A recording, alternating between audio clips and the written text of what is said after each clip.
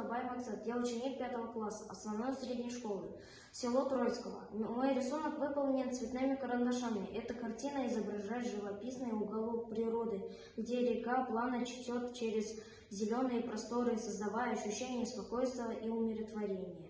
Основное внимание я уделил реке, протекающей вдаль центра картины.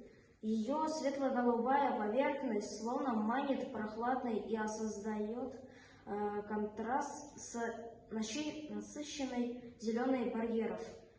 Эта работа напоминает о важности бережного отношения к природе и о том, что как важно сохранять такие же живописные уголки для будущих поколений.